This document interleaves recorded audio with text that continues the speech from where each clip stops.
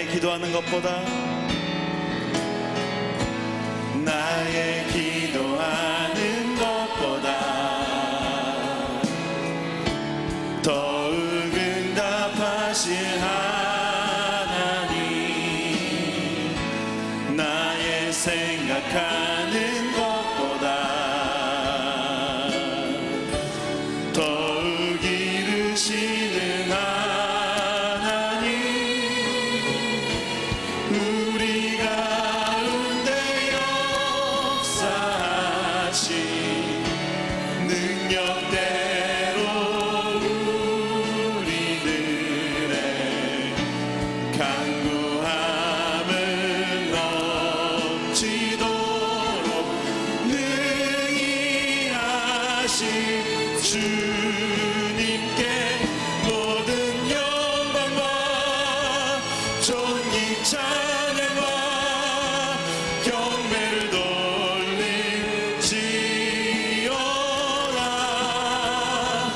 모든 영광과 존귀 찬양과 경배를 돌릴지어다. 나의 기도하는 것보다 나의 기도하는 것보다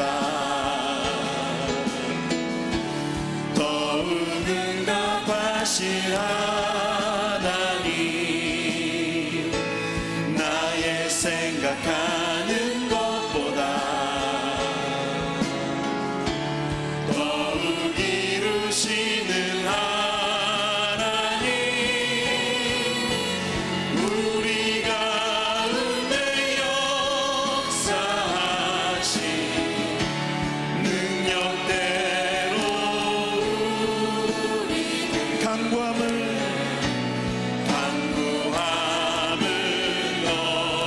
넘치도록 능히 하신 주님께 모든 영광과 존귀 찬양과 경배를 돌릴지어다.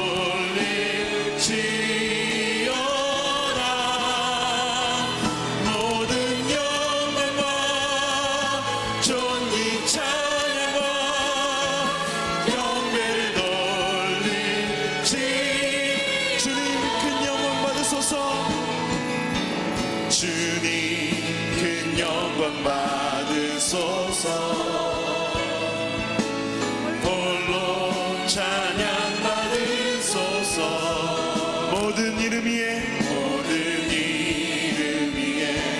뛰어난 그 이름, 온 땅과 하늘이 다 찬양해. 겸손하게 우리 무릎 꿇고 주 이름 앞에 영광 돌리세. 모두 절하세. 독생자 예수 주님께 찬양들. 모든 영광과 존귀와 능력 받으소서.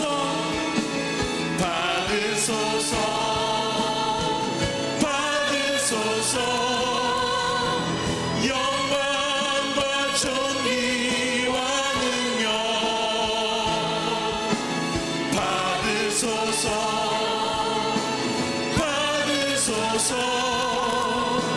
그리스도 살아계. 우리 다시 한번 주님 큰 영광 받으소서. 주님 큰 영광 받으소서. 홀로 찬양 받으소서. 홀로 찬양 받으소서. 모든 이름 위에 뛰어난 그 이름, 온 땅과 하늘이 다 찬양해. 겸손하게 우리 무릎 꿇고 주 이름 앞에 영광 돌리세.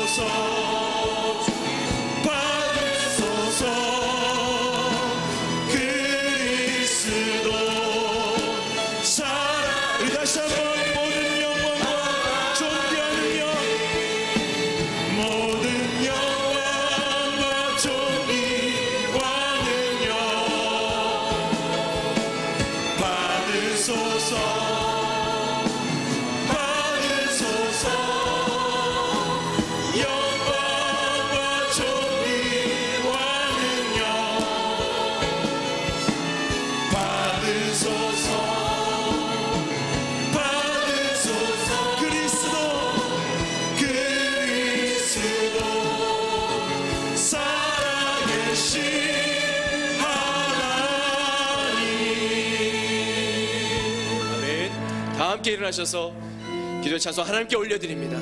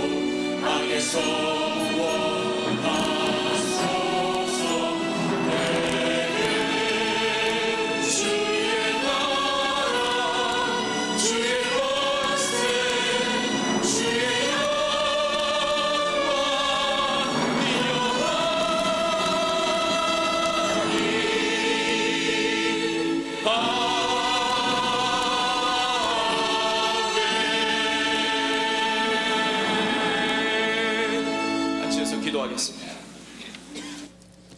전능하신 하나님, 거룩한 주님의 날에 온 마음과 정성을 다하여 신령과 진정으로 예배드리게 하심에 감사를 드립니다. 우리가 잠시도 성령님의 도우심을 힘입지 않고는 세상에서 살아간다는 것이 불가능함을 고백합니다. 매 순간 주님과 멀어진 삶을 살지 않도록 우리를 도우시고 인도하여 주옵소서. 하나님의 크신 능력과 영원 사랑의 마음을 강하고 뜨겁게 하사 이 성중에 내 백성이 많음이라는 약속의 말씀을 따라 거룩한 영적 부흥의 열망을 가득하기를 원합니다. 금주 수요일에 출국하는 캄보디아 단기 선교팀과 함께하사 선교지에서 만나는 수많은 영혼들에게 복음을 전하여 예수님을 믿고 구원받는 하나님의 백성들이 되기를 소망합니다. 2월 25일 시작하는 제16차 예담 삶을 축복하사 예수님을 닮아가는 삶을 위해서 모든 성도가 동참하는 거룩한 행보가 되게 하옵소서. 하나님을 영화롭게 사람을 존귀하게 과연 그 교회, 우리 중앙교회가 영혼구원과 영적 성숙을 통해서 한국교회의 모델이 되게 하옵소서. 중앙예담학교가 3월 개교를 앞두고 건축을 안전하게 완공하며 학교 운영의 모든 계획이 순조롭고 넉넉하게 진행되도록 축복하옵소서. 새로운 시작, 새로운 마음으로 학교에 입학할 학생들이 성경적 가치관과 기독교적 세계관을 품고 성장하는 기독교 인재들이 되게 하옵소서. 교회 영적 리더이신 고명진 담임 목사님의 모든 목회 사역에 성령의 크신 권능과 탁월한 영적 센스를 더하여 주시기를 원합니다. 복음의 시대적 소명 앞에서 말씀을 전하시는 곳곳마다 수많은 영혼들이 변화되는 성령의 역사가 일어나게 하옵소서. 김장한 원로 목사님의 방송 전파와 복음 증거를 통해서 풍성한 결실이 맺어지게 하옵소서. 역사의 주관자 되시는 하나님, 우리나라에 은혜를 베풀어 주옵소서. 불안한 세계 정세와 북한 핵 문제 앞에서 문재인 대통령과 정부가 안보와 경제를 안정되게 이끌게 하옵소서.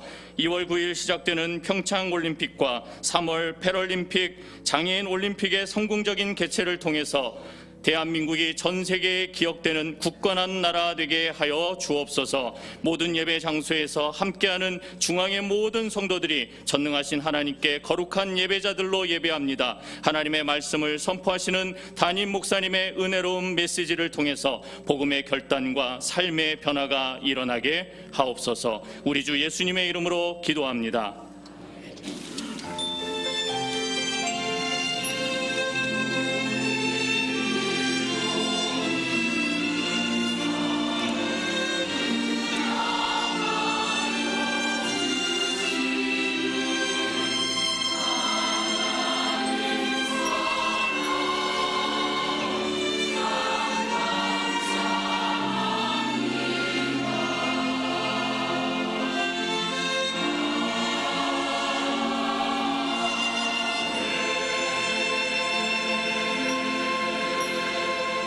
찬송기 28장 복의 근원 되신 하나님을 찬양합니다.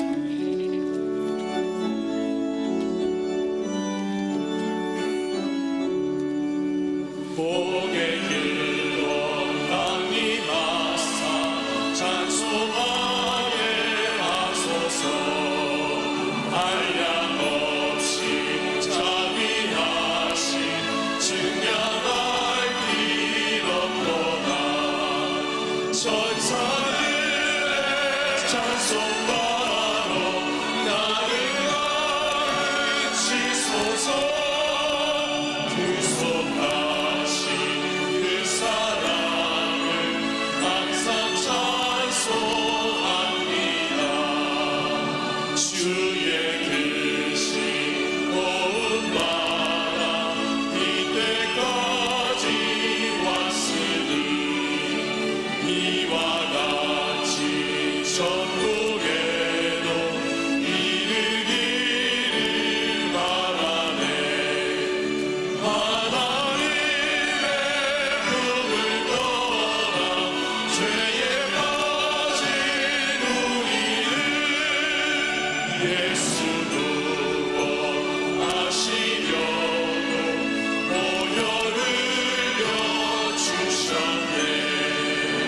주의 귀한 은혜 받고 일생 믿기 잘했네. 주의 은혜 사슬 되사 나를 주께 맺소서. 우리 마음 연약하여 범죄하기 쉬우니 하나님이 받으시고 전국인을 씻소서.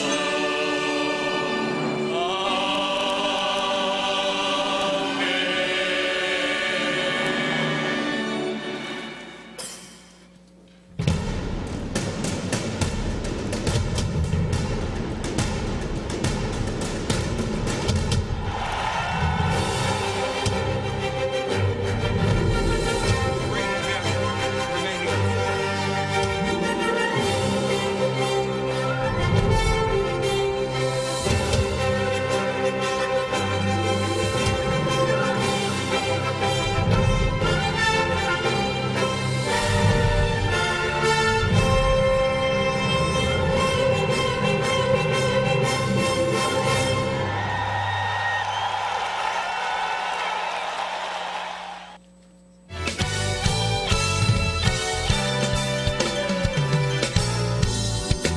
2018년 첫 번째 재직 세미나가 23일 금요일 저녁 8시 30분에 진행됩니다. 이번 세미나의 강사 조정민 목사님은 25년 동안 언론인으로 MBC 뉴스데스크 앵커와 방송국 사장을 역임하며 열정을 불사르다가 예수님을 영접하면서 하나님의 부름 앞에 전적으로 돌아선 목회자입니다.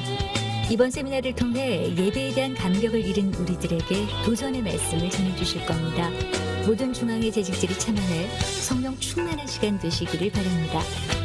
아름다운 황혼을 위한 전문교육의 요람인 중앙예담노인대학에서 2018년을 함께할 학생을 모집합니다. 어르신들의 삶에 활력과 감동을 주는 전국 최고 수준의 프로그램, 다양성과 전문성을 갖춘 문화교실을 운영하고 있습니다. 65세 이상 어르신들의 적극적인 참여와 홍보 바랍니다. 김진배, 김순숙님의 아들 김종암 군과 중앙교회 최병갑 장로 장영미 집사의 딸 최은혜 양의 결혼식이 있습니다. 이달의 추천 도서는 조정민 목사의 왜 기도하는가입니다. 이 책은 자신의 기도를 점검하고 하나님이 기뻐하시는 기도의 세계를 경험할 수 있도록 돕고 있습니다. 처음 나오신 새 가족이나 등록을 원하시는 분은 예배 후 1층 중앙 비전 홀로 오시면 자세한 등록 안내를 도와드리겠습니다. 할렐루야. 2월의 첫 번째 주일, 오늘이 입춘이라고 하지만 날씨는 얼마나 추운지 영하 13도랍니다. 추운 날씨에도 하나님 앞에 예배 드리는 일을 가장 소중하게 생각하고 주의 전을 찾아 나오신 여러분들 진심으로 환영하고 사랑하고 축복합니다. 여러분 곁에 계신 분들과 다정하게 인사하시면 좋겠습니다. 추운 날씨에 건강하시라고, 감기 들지 마시라고, 흥왕하고 왕성하고 큰 복을 누리시라고. 두 마디 하니까 인사가 벌써 끝났죠, 그죠? 다시 한번 옆 사람 영적으로 육신적으로 건강하고 부유하게 되시라고 한번 축복하시면 좋겠습니다.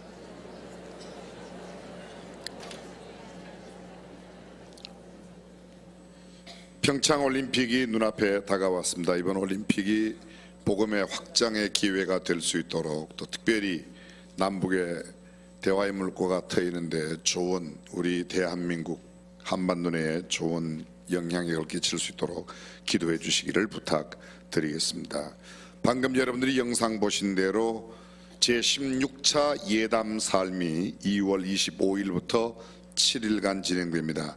마지막 3월 3일 날은 중앙예담학교 헌당개교 감사 예배를 드리는데, 지난번 저희들이 기공 예배 드릴 때 여러분 모두 테이프 커팅 하셨죠? 그때 안 오셨어요? 다 새 가족들이에요? 예. 그때 여러분들이 받으셨던 가위를 그날 꼭 가지고 오시면 됩니다. 장갑과 가위 갖고 오시면 테이프는 우리가 준비하고 여러분들이 다 테이프 커팅해서 함께 하실 수 있도록. 대부분의 행사들이 몇몇 분들만 대표로 테이프 커팅하는데 우리는 모든 성도들이, 가위 없는 분은 집에 다른 가위 갖고 오셔도 괜찮아요. 이렇게 잘라지는 가위만 되면 되니까 여러분들 꼭 동참해 주시기를 부탁드리겠습니다. 설날 앞두고 중앙동산 추모 예배를 다음 주일 오후 1시 교회에서 떠납니다. 미리 교회 버스 이용하실 분들은 차량 함께 가시겠다고 등록해 주시기를 부탁드립니다. 금년도 제1차 재직 세미나가 2월 23일 금요일 저녁 8시 반입니다. 방금 영상에도 말씀드렸는데 조정민 목사님, MBC 앵커 하시다가 하나님의 특별한 소명 가운데 목사님이 되셨습니다. 그분이 쓰신 책 가운데서 Why Jesus? 왜 예수님인가? Why Prayer? 이번 달 추천도서가 바로 그분이 쓰신 책입니다. 이 외에도 Why 시리즈로 책을 여러 권 내셨습니다. 여러분들께서 아마 참여하시면 큰 도전과 은혜와 축복의 시간이 되리라고 확신합니다.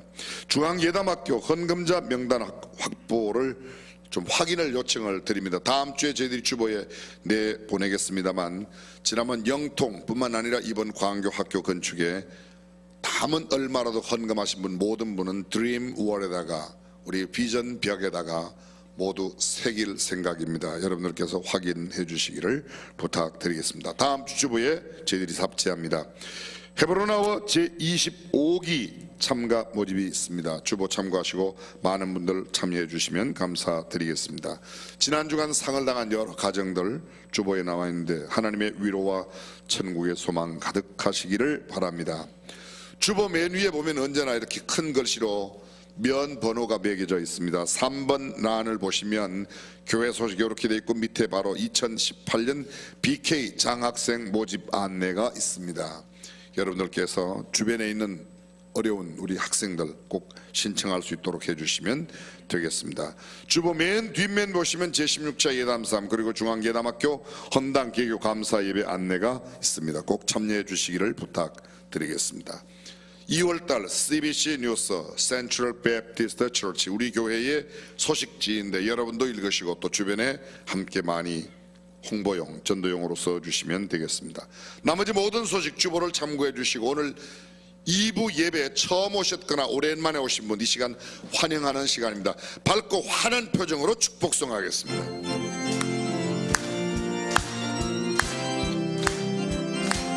축복합니다. 축복합니다. 주님의 이름으로 오신 분, 오랜만에 오신 분, 손을 잠깐만 들었다가 펴주시면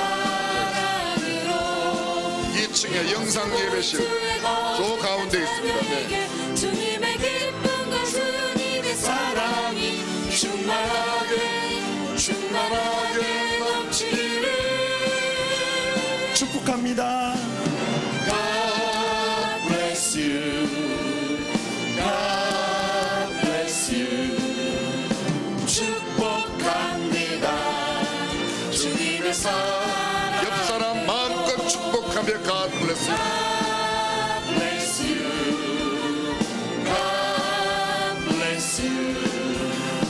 축복합니다. 주님의 사랑으로. 뜨거운 박수로 환영해 주시면 감사하겠습니다. 준비하신 예물 하나님께 봉헌합니다. 하나님 계획하신 인생에서 순종하는 믿음으로 은혜를 경험케 하시니 너무나도 감사드립니다. 믿음으로 드린 순종의 삶이 하나님께 드리는 살아있는 예배 되게 하시고 우리 삶을 통해 주님을 증거하게 하옵소서. 은혜로 주신 물질에서 구별한 헌물을 여러 가지 모양으로 정성을 다하여 올려드립니다.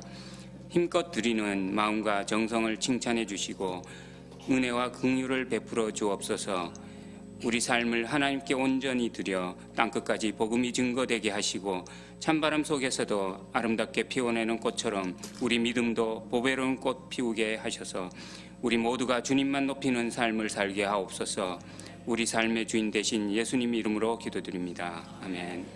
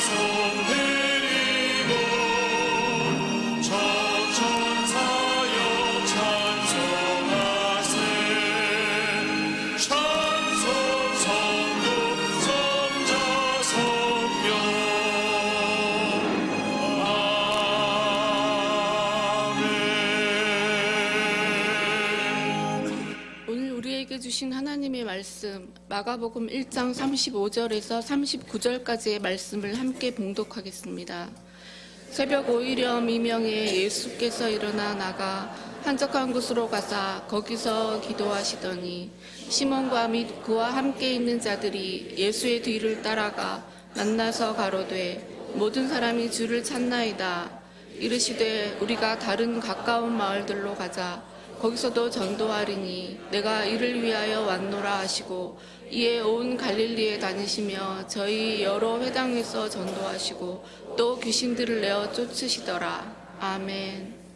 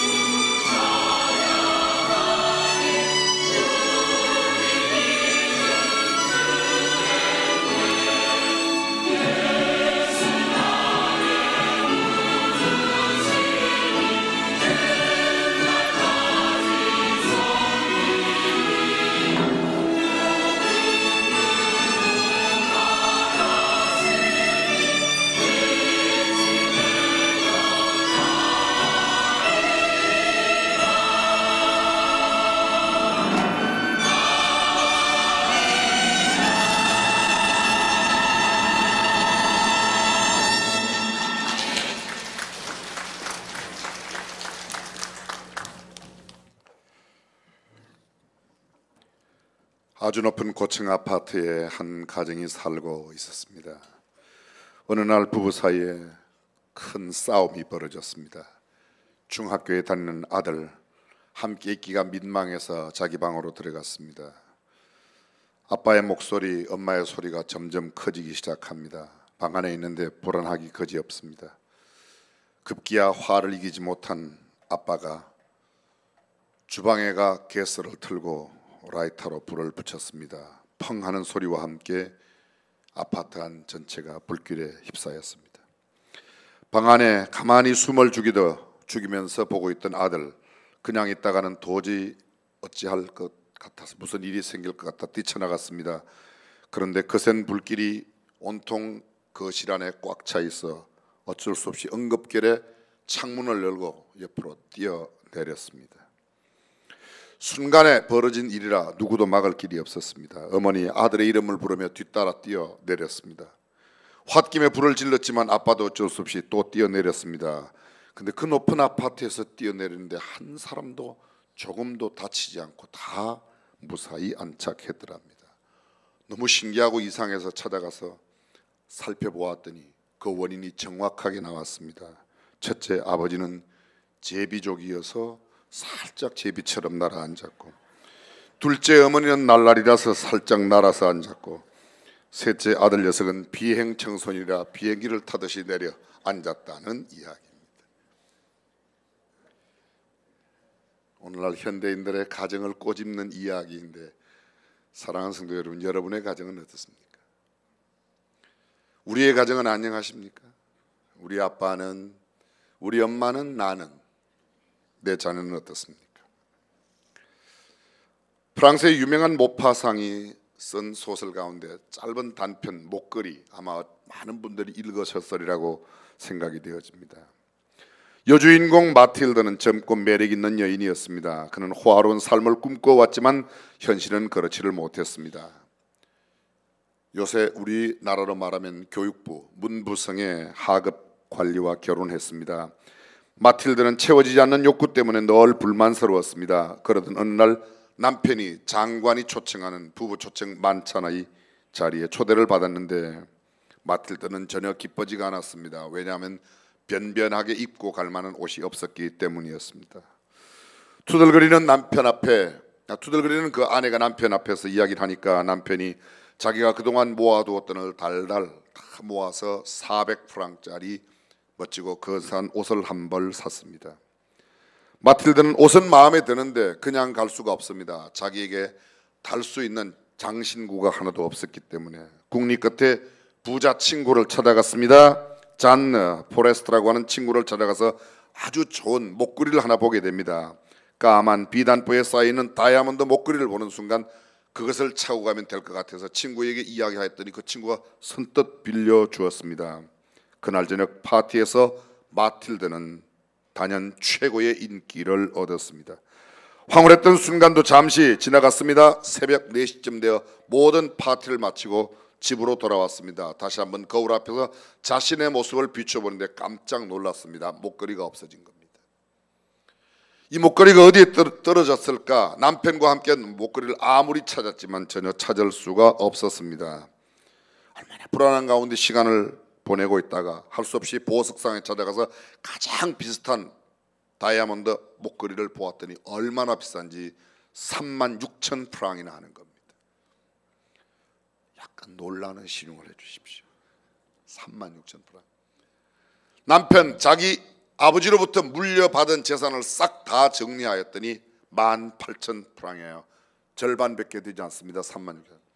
친지와 이웃들에게 돈을 열심히 빌렸습니다. 그래서 드디어 그 36,000프랑짜리 다이아 목걸이를 사서 주인에게 돌려주었습니다. 그로부터 10년 동안 그들은 아무것도 하지 못합니다. 물려받은 재산 다 썼고 빌린 것들 갚느라고 얼마나 애를 쓰고 죽을 고생을 하며 열심히 해서 10년 동안 그것을 다 해서 갚았습니다. 어떤 날 이 마틸드가 파리의 쌍제리제 거리를 걸어가는데 옛 친구 10년 전에 목걸이 빌렸던 그 친구를 만납니다. 근데 그 친구가 나를 알아보지 못하는 겁니다. 이 잔 프레스트가 자신을 못 알아보는, 너무 얼굴이 상해서 드디어 알아보게 되었는데 이야기를 합니다. 왜 이렇게 얼굴이 상했냐 그랬더니 이제는 10년 전 일이라 이야기를 하는 겁니다. 10년 전에 내가 그때 너의 목걸이를 빌려가지 않았냐. 그래서 그때 이렇게 해서 갚고 그 돈 갚느라고 10년 동안 죽을 고생을 다 했다고 그랬더니 아이고 불사, 그게 그렇게 고생할 일인데 그게 가짜 목걸이였는데 당신은 이렇게 10년 동안이나 고생을 했다고. 자초지종을 다 들은 그의 친구 깜짝 놀라듯이 말한 이 가엾기도 하고 너무 안타깝기도 하지만 그러나 어쩔 수는 없었습니다. 아무런 가치도 없는 가짜 목걸이를 위해서 그들 부부는 10년 동안의 삶을 허비했습니다. 사랑하는 성도 여러분, 혹시 우리의 모습은 어떻습니까? 가치 없는 것을 위하여 그렇게 인생을 살고 있는지는 모르겠습니다. 이야기 나온 김에 하나만 더 말씀드리겠습니다. 에덴의 동쪽이라고 하는 글을 써서 노벨 문학상을 받았던 존 스타인백, 미국의, 여러분이 아마 잘 아실 겁니다. 설리너스에서 출신, 캘리포니아 설리너스, 제가 한 2번 가봤는데 그곳에 출신인데, 이분이 쓴 책 여러 가지가 있습니다. 그 중에 진주라고 하는 중편 소설이 있습니다. 주인공 키노와 그의 아내 조안나, 고기를 잡아먹고 살아가는 사람입니다. 물고기, 어부였죠. 이 어부로 고기만 잡는 게 아니라 때로는 진주를 주어 조개 안에 있는 진주를 갖고도 하는데, 어떤 날 큰 진주, 아주 보배로운 진주 하나를 얻게 됩니다. 문제의 발단, 그들이 어느 날 얻게 된 이 진주가 문제의 발단이었습니다. 그들은 기대에 부풀었습니다. 이제 모든 가난은 끝나고 행복한 삶만이 그들 앞에 있다고 생각했습니다. 그런데 문제는 거기서부터 시작됩니다. 그들이 큰 진주를 찾았다는 소문은 삽시간에 온 동네와 도시까지 다 퍼져갔습니다. 키노의 오두막집 주변에 서성거리는 사람이 많아지기 시작했습니다. 어느 날 이 부부가 몸이 아파 병원에 갔는데 자기 아들이 전갈에 물렸다고 할 때도 꼼짝도 하지 않았던 의사가 나와서 얼마나 친절하게 치료를 해주는지, 그리고 원하지도 않았는데 집에까지 왕진을 해서 치료를 열심히 해주는 겁니다. 자꾸 시간은 흘러갑니다. 그런데 알고 보았더니 병을 낫게 해주는 게 아니라 병을 점점 더 깊게 만들어서 오래 치료를 해주고 그 진주를 빼뜨려가는 게 의사의 목적이었습니다. 도시에 있는 진주 장사들은 이 집에 진주가 귀한 것이 있다는 것을 알고 어떻게 해서든지 그 진주를 가져가려고 헐값에 사기 위해 온갖 농간을 다 부립니다. 폭력배를 동원합니다. 협박을 합니다. 밤중에 강도를 침입시킵니다. 때로는 그 강도와 싸움도 벌어졌습니다. 이 진주 때문에 이 부부의 삶은 완전히 다 무너져 버리고 말았습니다. 참 행복은 진주에 있지 않다고 그들은 생각하게 됩니다. 그리고 그 진주를 다시 갖다 바다에 던지고 나서는 평온한 옛 삶으로 돌아왔다는 이야기입니다. 성경은 우리에게 이렇게 말합니다. 은을 사랑하는 자는 은으로 만족함이 없고 풍부를 사랑하는 자는 소득으로 만족함이 없나니 이것도 헛되다. 전도서에 나오는 이야기입니다. 전도서 기자가 이렇게 말합니다. 헛되고 헛되며 헛되고 헛되니 모든 것이 헛되다. 우리는 가지고 가지 못할 것, 유한한 것, 없어질 것, 썩어질 것 위하여 지금 수고하고 애쓰고 있는지도 모르겠습니다. 오늘 보면 마가복음 1장 35절이나 39절에는 예수님의 기도와 전도 두 가지 모습을 아주 선명하게 보여주고 있습니다. 유명한 미국의 신학자요 설교가인 A.W. 토저는 이런 말을 했습니다. 열심히 있는 그리스도인들이 범할 수 있는 가장 보편적인 과오는 하나님의 일에 너무 바쁜 나머지 하나님과 함께하는 시간, 하나님과 교제하는 시간, 하나님께 기도하는 시간을 게을리한다는 것입니다.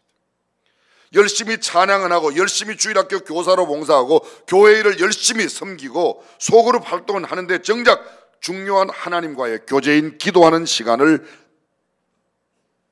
완전히 다 배제해버려서 기도하는 시간이 없는 그런 사람. 계속해서 그는 말합니다. 이런 사람들은 머지않아 하나님의 일에 대한 의욕도 상실하고 시험에 빠질 가능성이 많다고 이야기했습니다. 마치 연애하는 자매가 자신의 연애 상대인 형제에게 줄 옷을 준비한다는 명분하에 애인 만나지 않고 계속 따로 있다가 옷을 가지고 왔습니다. 자기 친구 애인 남자는 원하는 게 옷보다도 함께 있고 대화하고 함께 시간을 지나는 것을 원하는데 그것을 하지 않고 선물 뜬다고. 우리는 혹시 그렇지 않습니까? 하나님과 함께 지내는 시간보다 하나님의 일을 한다는 명분 아래 너무 바쁜 나머지 하나님과 멀어지고 있는지도 모르겠습니다. 우리는 지난주일 예수님의 기도의 부분을 함께 살펴보았습니다. 예수님은 바쁜 일정 가운데도 기도하러 따로 산에 가셨고 저물매 혼자 계셔서 기도하셨고 무리와 작별하시면 언제나 따로 가셔서 기도하셨습니다. 예수님은 수시로 한적한 곳에 가셨습니다. 예수님은 침례를 받으시고 기도하셨습니다. 예수님의 공생의 시작도 40일 동안에 금식하며 기도하신 뒤에 출발하셨습니다. 예수님은 12 제자를 선택하기 전날 밤새도록 기도하셨습니다. 예수님은 변화산에 가셨을 때에도 기도하시는 가운데 변화되셨습니다. 예수님은 주의 만찬을 제정하실 때에도 기도함으로 축사하시고 떡을 떼어주시고 축사하시고 잔을 함께 나누어 주셨습니다. 예수님은 잡히시던 마지막 밤에도 겟세마네 동산에서 피와 땀이 쏟아져 나오도록 기도하셨습니다.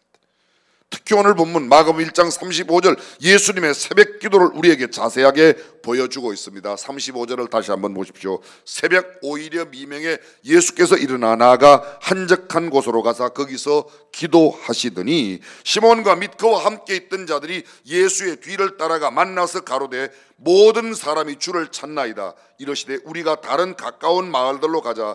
거기서도 전도하리니 내가 이를 위하여 왔노라 하시고 이에 온 갈릴리에 다니시며 저희 여러 회당에서 전도하시고 또 귀신들을 내어 쫓으시더라.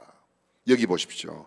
새벽 오이려 미명의 한적한 곳에 가서 기도하셨습니다. 시몬과 그와 함께 했던 사람들이 예수님의 뒤를 따라갔는데 모든 사람이 주를 찾는다고 예수님 새벽 기도 끝나고 나오실 때인지 아니면 새벽 기도를 계속하고 있는 가운데 깨워서 이야기하는지 지금 모든 사람이 예수님을 찾고 있습니다.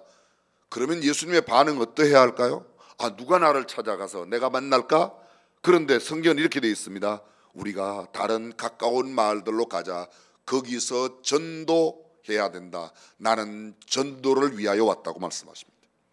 여러분 이 35절 바로 직전 상황 32절에 보십시오. 저물어 해질 때에 모든 병자와 귀신 들린 자를 예수께 데려오니 온 동네가 문 앞에 모였더라. 예수님 계신 문 앞에 온 동네가 함께 모여 있습니다. 예수께서 각색 병든 많은 사람을 고치시며 많은 귀신을 내어 쫓으시되 귀신이 자기를 알므로 그 말하는 것을 허락지 아니하시니라. 수많은 사람들이 온 동네 사람들이 예수님이 계신 문 앞에 왔습니다.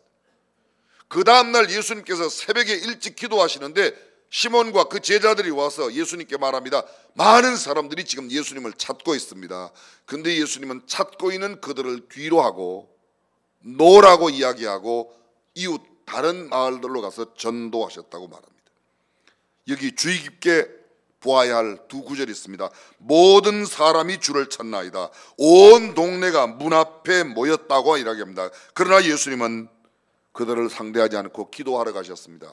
여러분 성경 전후를 잘 읽어보면 그 전날이 안식일이었습니다. 예수님은 회당에서 말씀을 가르치고 수많은 병자들을 고쳐주셨습니다. 이 소문이 나니까 수많은 사람들이 예수님 계신 문 앞에 왔습니다. 그러나 예수님은 그 이튿날 이른 새벽에 어쩌면 가장 피곤하고 힘들고 지쳐있는 상황 가운데도 새벽에 나가 기도하는 일을 먼저 하셨고 또 사람들이 많이 찾아와서 예수님을 만나고자 하는데 예수님은 그들을 뒤로 하고 이웃 마을로 가십니다. 성경은 이렇게 말합니다. 내가 전도하러 왔다. 우리는 흔히 그렇게 말합니다. 너무 바빠서 기도할 수 없다고. 근데 유명한 종교 개혁자 말틴 루터는 말하기를 너무 바빠서 기도할 수밖에 없다고 말하는 겁니다.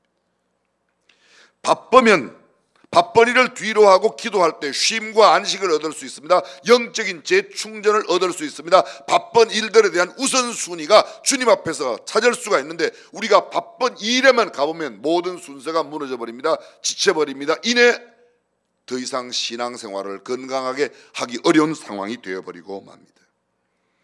예수님은 다른 가까운 마을들로 가자. 거기서도 전도하리니 내가 이를 위하여 왔노라. 이를 위하여 왔노라. 무엇을 위하여? 전도를 위하여 왔다고 말합니다. 이에 온 갈릴리에 다니시며 저희 여러 회당에서 전도하시고 예수님은 전도하러 오셨다고 말합니다. 누가복음에 보게 되면 예수님은 죄인을 찾아 구원하러 오셨다고 말합니다. 마태복음에 이런 말씀이 있습니다. 인자가 온 것은 섬김을 받으려 함이 아니라 섬기려 하고 많은 사람을 위하여 대속물로 주기 위해 오셨다. 한마디로 말하면 죽기 위해서 오셨다고 그렇게 말합니다.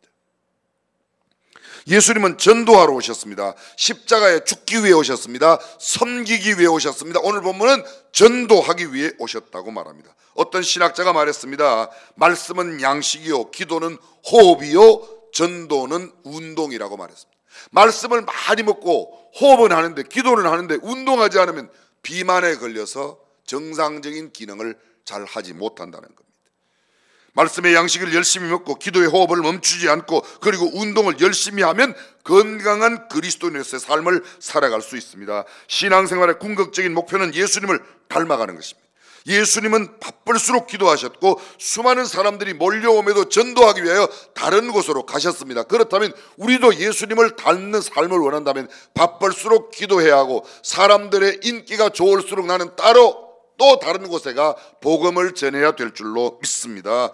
내가 이를 위하여 전도를 위하여 왔다고 말합니다. 예수님 닮기를 원하는 저와 여러분들, 어떤 바쁜 상황 가운데도 기도 먼저, 수많은 사람들이 나에게 몰려와도 복음 전하는 일을 우선순위에 둘 수 있기를 주님의 이름으로 축원합니다. 그렇습니다. 기도 없는 말씀 공부 사람을 율법적으로 만들고 매우 건조하게 만듭니다. 말씀 없는 기도 사람을 무속적이거나 감상적으로 만들어버립니다. 말씀과 기도 없는 전도 열매가 없습니다.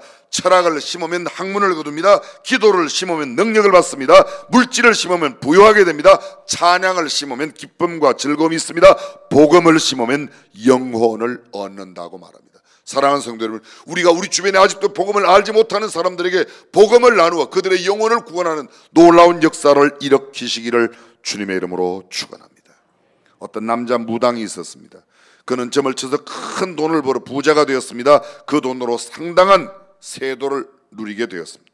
하루는 전도하는 사람이 그를 찾아왔습니다. 전도자가 말합니다. 당신의 영혼과 후손의 장래를 위해서 점치는 일은 이제 그만하고 박수 노릇 그만하고 예수 믿고 천국 가라고. 당신 예수 믿지 않으면 지옥 간다고.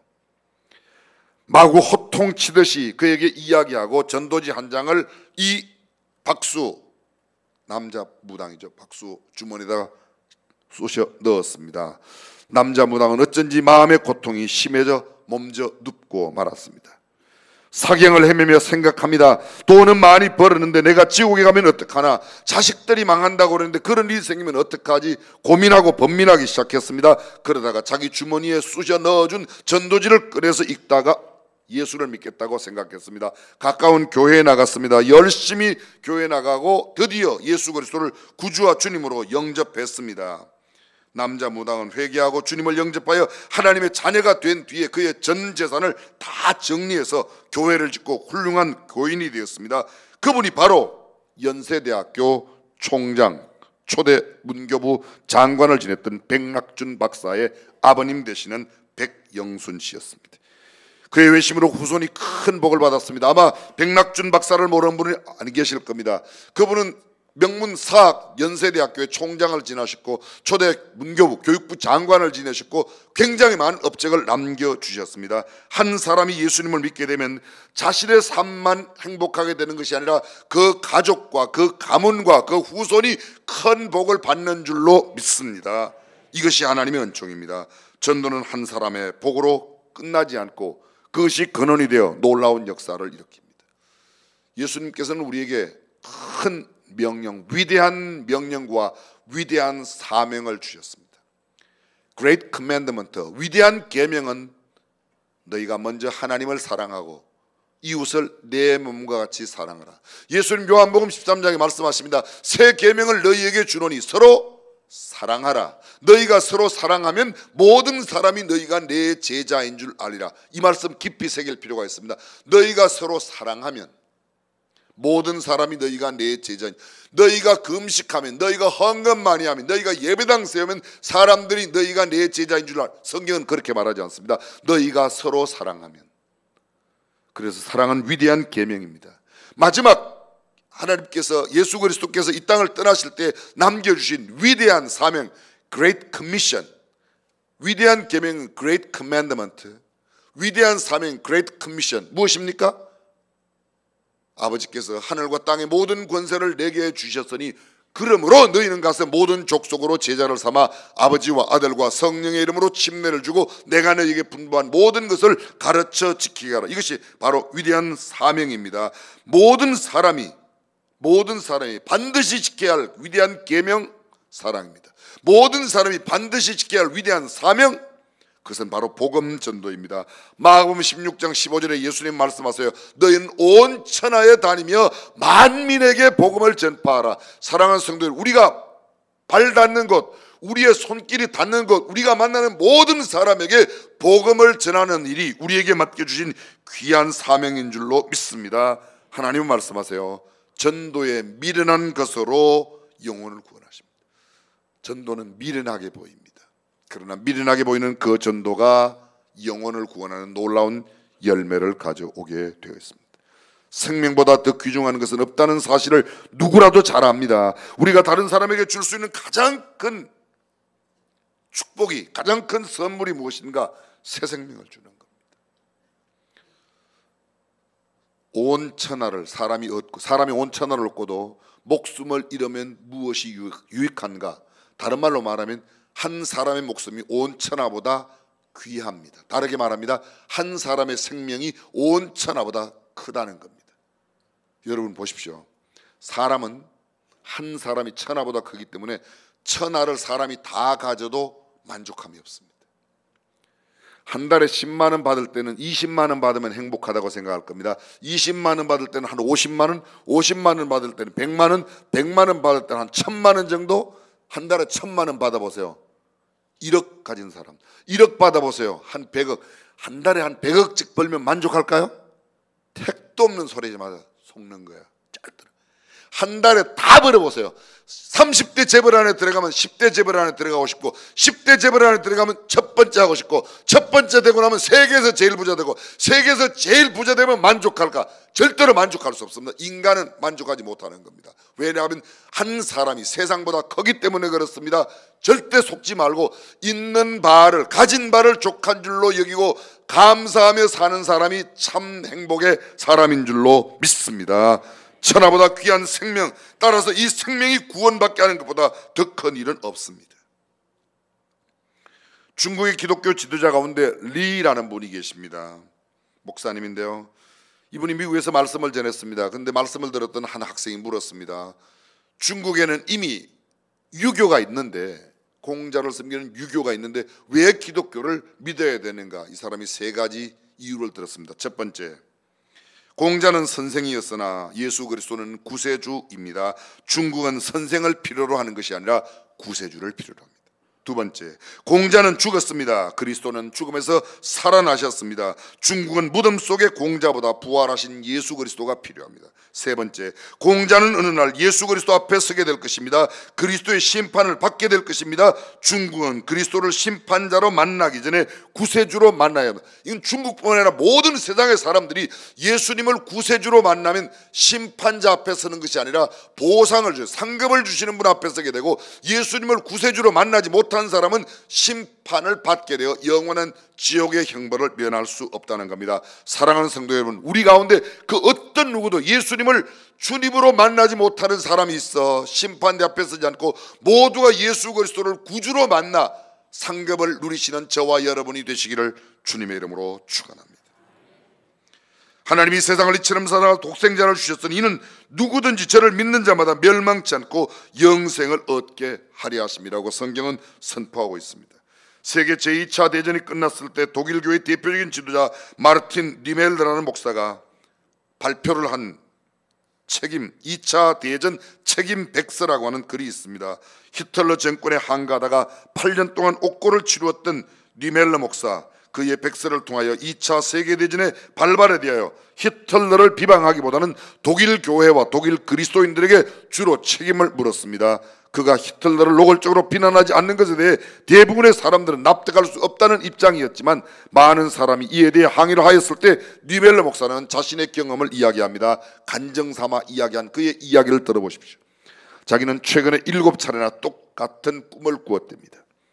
니멜르 목사의 꿈은 심판대를 통과하는 꿈이었는데, 많은 사람이 한 줄로 서서 하나님의 심판대 앞에서 지나가게 된답니다. 그런데 하나님 앞에 선 사람들은 뒤를 돌아볼 겨를 없이 자신의 모든 일들을 낱낱이 다 고하여 지나가게 되는데, 니멜르 목사님 뒤에 있는 사람이 하나님과 함께 이야기하는 이야기를 우연히 듣게 됩니다. 주님이 묻습니다. 너는 왜 믿지 않았느냐? 그 사람이 대답합니다. 아무도 나에게 예수 그리스도를 믿으라고 하지를 않았습니다. 그래서 내가 믿지 못했습니다. 그런데 그 변명하는 이야기 소리가 너무 귀에 선명하게 익었던 목소리라 살짝 돌아보았더니 그가 히틀러였답니다. 그때 하나님께서 니멜르 목사에게 이렇게 말했답니다. 히틀러가 이렇게 된 것은 바로 너의 책임이다. 내가 8년 동안 히틀러 정권에 대항하면서 그를 위해 기도하며 진지하게 전도한 적이 단 한 번이라도 있느냐? 만약 내가 히틀러에게 전도했다면 그가 이렇게 무서운 폭군이 되어 수많은 사람들을 죽이는 사람은 되지 않았을 터인데 내가 예수 그리스도를 그에게 전하지 아니하였기 때문에 히틀러가 그렇게 되었더라고 이야기했답니다. 그 꿈을 한 번만 꾼 것이 아니라 동일하게 7번이나 꾸고 난 뒤 이 꿈이 저로 하여금 생각을 바꾸게 했습니다. 뉴멜 목사는 고백합니다. 그때까지 자기는 히틀러가 죽기를 원하기만 생각하였고 히틀러 없어지기만 생각했는데 한 번도 히틀러의 영혼을 생각하며 복음을 전한 적이 없는 자신의 책임이라고 생각했습니다. 가만히 생각해 보십시오. 우리 북한의 김일성, 김정일, 김정은 저거 빨리 죽었으면 빨리 없어졌으면 맨날 이런 생각만 우리 많이 했죠. 그렇죠? 저만 그런 생각을 했나요? 정말 그 영혼에 북한에 있는 잃어버린 영혼들에게 복음을 전해야 된다고 우리가 생각하며 얼마나 부러지져 봤는가. 남 비방하는 것은 정말 잘합니다. 특히 정치권을 향해서 비방하는 데는 세계적으로 어느 나라 할 것 없이 뭐 아마 한국도 1, 2등 다툴 거예요. 그죠? 근데 그들을 위해서 기도해 봤습니까? 성경 속에 늘 말씀드리지만 성경 속의 선지자들이 정치인들을 위해서 인하여 또 정치인들을 향해서 아니면 나라를 향해서 굉장히 쓴소리를 많이 했습니다. 그런데 그들은 그 쓴소리를 하기 전에 자기들의 마음을 찢고 옷을 찢으며 그들을 위하여 애곡하고 기도했습니다. 그 일이 먼저 있고 난 뒤에 그들에게 그렇게 해야 돼요. 근데 우리는 비방은 먼저 하고 내 마음의 옷을 찢지 않습니다. 이것이 우리의 잘못입니다. 우리 독일 그리스도인들과 나는 그에게 복음을 전하기 위하여 진지하게 접근하지 못한 책임을 느껴야 합니다. 그러므로 전쟁의 책임은 히틀러에게 있는 것이 아니라 바로 그에게 복음을 전하지 않은 독일 교회와 독일 성도들이 그 책임이 있다고 그는 회개를 촉구했습니다. 600만의 유태인을 학살했던 히틀러, 우리는 너무나 잘 알고 있습니다. 히틀러가 사형 언도를 받을 때 바로 그 옆에 본 회퍼 목사님이 방청석에 있었답니다. 판사가 일일이 죄상을 신문하였습니다. 그리고 사형 언도를 내리기 전에 말합니다. 마지막으로 할 말이 없는가? 마지막 할 말이 있는가? 있으면 하라고 그랬습니다. 그때 히틀러가 이런 말을 했다고 합니다. 나는 지상에 있는 모든 그리스도인들을 증오합니다. 나는 지옥에 가서도 그리스도인들을 증오할 것입니다. 이유가 있습니다. 내 옆에 그리스도인들이 많았음에도 불구하고 나에게 천국과 지옥에 대하여 알려준 그리스도인들은 단 한 명도 없었습니다. 솔직히 말합니다. 나는 지옥에 가는 것이 억울합니다. 그리스도인들이 내게 알려주지 않아서 지옥에 가기에 나는 지옥에 가서도 그리스도인들을 증오할 것입니다. 오늘 히틀러의 이야기가 우리 주변에 아직 예수를 믿지 않는 사람들의 이야기로 우리에게 들려진다면 우리가 그냥 있어서는 아니 되겠죠. 고린도전서 9장 16절에 바울은 말합니다. 내가 복음을 전할지라도 자랑할 것이 없으면 내가 부득불할 일임이라. 만일 복음을 전하지 아니하면 내게 화가 있을 것이라고 이야기합니다. 에스겔서에 있는 말씀, 그 악인이 악한 길에 있을 때 그 악인을 깨우치지 아니하면 악인은 악한 길에서 죽겠지만 그 악인의 핏값을 내가 너희에게서 찾겠다, 우리에게서 찾겠다고 말씀하고 있습니다. 사랑하는 성도 여러분, 잃어버린 영혼들을 향한 애틋한 마음을 갖고 그들에게다가 복음을 나누고 그들에게 구원의 메시지를 전하여 주는 저와 여러분이 되시기를 주님의 이름으로 축원합니다. 전도하면 전도의 본이 되신 예수님을 닮은 삶을 사는 게 됩니다. 전도하면 주님의 지상 명령을 준행하는 말씀의 순종의 사람이 됩니다. 전도하면 영혼을 얻습니다. 전도는 최고 부가가치의 산업이요, 전도는 최고의 경제활동입니다. 부가가치가 뭐죠? 원가는 5원인데 10원인데 거기에 무언가를 가공을 하였더니 기술을 넣었더니 이것이 비싸게 되었다. 그 부가된 가치가 높으면 고부가가치라고 말합니다. 지옥 갈 수밖에 없는 영혼을 예수를 믿게 하여 천국의 백성으로 하나님의 자녀로 만든다면 이건 가치가 완전히다. 최고 부가가치가 바로 이것입니다. 천하보다 귀한 생명이 구원받는 것보다 더 높은 가치가 무엇 있겠습니까? 전도는 최고 부가가치 산업입니다. 이 수준 높은 이야기에 아멘 좀 하시기를 바랍니다. 아멘. 아멘만 하지 말고 가서 해야 되겠죠. 경제 원칙이 뭐죠? 경제 원칙이 뭐냐고 여쭤봤어요. 최소의 노력이나 비용을 들여서 최대의 효과, 열매를 얻는 게 경제 원칙이에요. 가장 적게 투자하고 가장 많이 얻는 것, 그럼 그게 뭐겠습니까? 복음을 투자하여 영혼을 얻는다면 한 영혼은 천하보다 귀한데 어떤 회사 돈 얼마 받는 것보다 훨씬 더 큰 경제 활동, 복음 전하는 겁니다. 보험 파는 게 아니에요. 증권 투자하는 게 아니에요. 부동산 투자하는 게 아니고 제조업하는 게 아니라 제조업 가운데 가장 유명한 제조는 그리스도인들을 만드는 이 사업, 그것이 가장 큰 경제 활동이라고 믿습니다. 표현이 좀 그렇지만 이해하면 아멘 해도 괜찮아요. 아멘. 그렇습니다. 그게 최고의 경제 활동입니다. 전도하면 하나님 나라의 상급은 물론 이거니와 이 땅에서도 하나님의 복을 누리게 되어 있습니다. 마지막으로 전도하면 가장 고귀한 일, 천하보다 귀한 생명을 얻는 일이 되기 때문에 그렇습니다. 바울은 그의 편지의 마지막에서 이렇게 말합니다. 하나님 앞과 산자와 죽은 자를 심판하실 그리스도 예수 앞에서 그의 나타나실 것과 그의 나라를 두고 엄히 명하노니 너는 말씀을 전파라. 때를 얻든지 못 얻든지 항상 힘써라. 너는 모든 일에 근신하며 고난을 받으며 전도인의 일을 하며 내 직무를 다하라. 바울이 유언처럼 남기는 이 말씀 속에 강조하고 있는 것은 때를 얻든지 못 얻든지 말씀을 전하라, 복음을 전파하라, 내 전도인의 직무를 다 감당하라고 말하고 있습니다. 오늘 저와 여러분들 아직도 우리 주변에 예수 그리스도를 믿지 않는 사람들을 꼭 주님 앞에 인도할 수 있는 축복된 역사가 있기를 주님의 이름으로 축원합니다. 지난 주일 저녁부터 화요일 밤까지 제가 어릴 때 다녔던 예배당, 저 시골에 있는 교회에 제가 부흥회를 했습니다. 새벽 저녁. 제가 간다고 그랬더니 저하고 함께 초등학교 다녔던 친구, 중학교 함께 다녔던 친구들이 한 10몇 명이 고명진에 온다고 함께 왔어요. 제가 미리 전화를 했죠. 내가 밥을 살 테니 모일 수 있으면 다 모여라.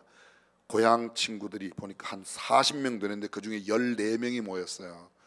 제가 가서 밥 산다고 샀더니 밥은 다른 친구가 사더라고요. 와, 네가 와서 설교하는데 왜 사냐. 근데 그 중에는 교회 집사하다가 방학한 지 오래된 친구도 있고, 와이프는 교회를 열심히 나가는데 남편은 아직도 안 나가는 친구도 있고, 제가 밥을 살 테니까 밥을 먹으라고 그랬더니 밥을 열심히 먹어요. 옆에 한 친구가 그러더라고요. 오늘은 고목사 왔으니까 술 먹지 말자. 한 사람만 술은 열심히 마시고 다른 사람은 술을 아무도 안 먹었습니다. 그리고 그날 저녁에 예배당에 다 왔습니다. 술 먹은 친구는 술 냄새 많이 난다고 왔다가 잠깐 있다가 가고 나머지는 끝까지 참여했습니다. 그 이튿날도 또 왔습니다. 근데 방학했던 친구가 야, 나 다시 복학할게 그러더라고요. 와이프는 교회 나오는데 남편은 교회 안 나오던 친구, 그 친구는 사업으로 꽤 성공한 친구인데 그 친구가 저한테 이야기합니다. 야, 명진아, 네가 설교 얼마나 잘하는가 보려고 내가 왔는데 너 설교 들어보니까 나도 예수 믿어야겠다. 그리고 예수 믿겠다고 등록했습니다. 제 친구 예수 믿은 게 그렇게 여러분 마음 불편하세요? 얼마나 제가 기쁜지요. 그 와이프는 날아갈 것 같은가 봐요. 그 예수 믿은 그 친구 아버지는 대한민국 조계사, 부산에 있는 범어사, 절을 지었던 우리나라 유명한 절간에 있는 단층까지 거리는 아주 유명한 목수예요. 대목입니다. 자기는 자기 아버지 생각해서 그 집의 별명이 절집이에요. 절 짓는 집이니까. 그 친구가 드디어 나이 환갑이 지나서 예수 믿겠다고. 할렐루야. 사랑하는 성도 여러분, 복음은 누구에게나 전하면 반드시 영혼을 구하게 되어 있습니다. 금년 한 해 동안 오늘 꼭 말씀대로 나 영혼 구원하는 이 최고 부가가치에 가장 중요한 하나님의 말씀에 순종하며 살겠다는 각오와 결심을 갖고 금년 한 해 꼭 한 영혼 이상 구원하는 축복된 역사가 있기를 주님의 이름으로 축원합니다. 기도하겠습니다.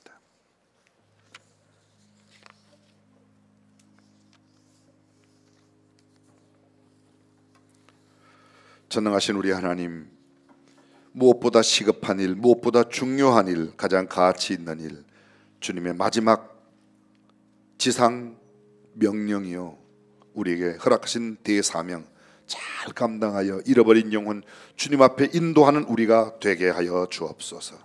우리 주님 예수님의 이름으로 기도합니다. 다 함께 일어나셔서 복음을 전하겠습니다. 결단하며 찬양하겠습니다.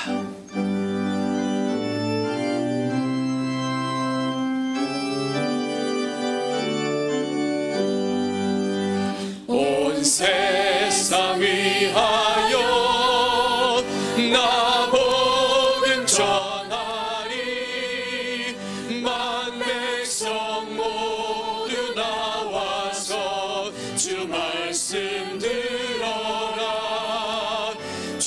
중에 빠져서 헤매는 자들아 주님의 음성 곧 듣고 너 구원 받아라.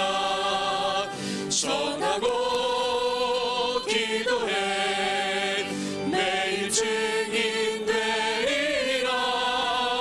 세상 모든 사람들 듣고 그 사랑 알도록 전하고 기도해 전하고 기도해 매일 증인 되리라. 세상 모든 사람들 듣고 그 사랑 알도록. 주 예수 그리스도의 은혜와 하나님의 무한하신 사랑과 성령님의 감동과 감화 교통 충만하심이 잃어버린 영혼 구원의 애착을 갖고 전도하며 살기로 다짐하는 모든 믿음의 권속들과 가정 자녀들 생업 위에 그리고 우리 대한민국 대통령과 모든 지도력 온 국민들 가운데 영원토록 함께 하시기를 간절히 축원하옵나이다. 아멘.